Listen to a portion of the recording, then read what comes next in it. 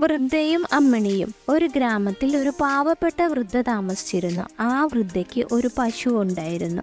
ആ പശുവായിരുന്നു വൃദ്ധയുടെ ഏക ആശ്രയം. അതൊരു മാന്ത്രിക പശുവായിരുന്നു. ആ പശുവിൻ്റെ പേരെന്താണെന്നോ? അമ്മിണി. വൃദ്ധ പറയുന്ന ഏത് കാര്യവും അവൾ സാധിച്ചു കൊടുക്കും. അവളെ എന്നും രാവിലെ അഴിച്ചുവിടും. രാത്രിയാകുമ്പോൾ അവൾ വീട്ടിലെത്തും. വല്ലപ്പോഴും താമസിച്ചു പോയാൽ വൃദ്ധ അമ്മിണിയെ എന്ന് നീട്ടി വിളിച്ചാൽ അവൾ എവിടെയാണെങ്കിലും ഓടിയെത്തും. വൃദ്ധ വല്ലയിടത്തും പോവുകയാണെങ്കിൽ അമ്മിണി ആ വീടിനടുത്ത് നിന്ന് പുല്ല് തിന്നുകൊണ്ടിരിക്കും. എന്നാൽ ആ സമയം അമ്മിണിയും ദൂരെ പോവുകയാണെങ്കിൽ വൃദ്ധയ്ക്ക് മനസ്സിലാകുന്ന വിധം മാന്ത്രിക അടയാളങ്ങൾ കാണിച്ച ശേഷം മാത്രമേ പോകൂ. ഒരു നാൾ രാത്രിയിൽ അമ്മിണിയെ ഒരു കള്ളൻ മോഷ്ടിച്ചു കൊണ്ടുപോയി. എന്നാൽ അമ്മിണി പോയ വഴി മാന്ത്രിക അടയാളങ്ങൾ വർഷിച്ചിട്ടുണ്ടായിരുന്നു. അമ്മിണിയെ കള്ളൻ കൊണ്ടുപോയത് കാട്ടിൽ കൂടെയാണ്.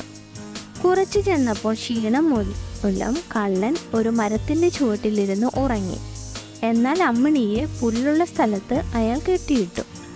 രാവിലെ എഴുന്നേറ്റ് നോക്കിയപ്പോൾ പശുവിൻ്റെ സ്ഥാനത്ത് ഒരു മരം നിൽക്കുന്നതായിട്ടാണ് കള്ളൻ കണ്ടത്. അയാൾ പേടിച്ചുപോയി. അയാൾ വീട്ടിലേക്ക് തിരിച്ചു. വൃദ്ധ രാവിലെ എഴുന്നേറ്റ് നോക്കിയപ്പോൾ അമ്മിണിയെ കാണാനില്ല. അവർക്ക് വളരെ സങ്കടമായി. തൻ്റെ അമ്മിണിയുടെ മാന്ത്രിക അടയാളങ്ങളെ പിന്തുടർന്ന് ഏറെ നടന്നു.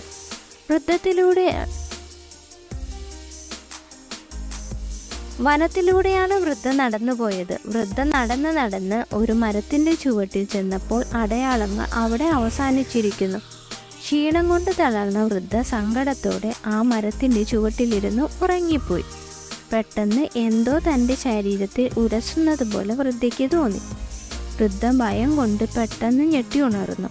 അപ്പോൾ വൃദ്ധ ഇരുന്ന മരത്തിൻ്റെ സ്ഥാനത്ത് തൻ്റെ അമ്മിണി ഇരിക്കുന്നു.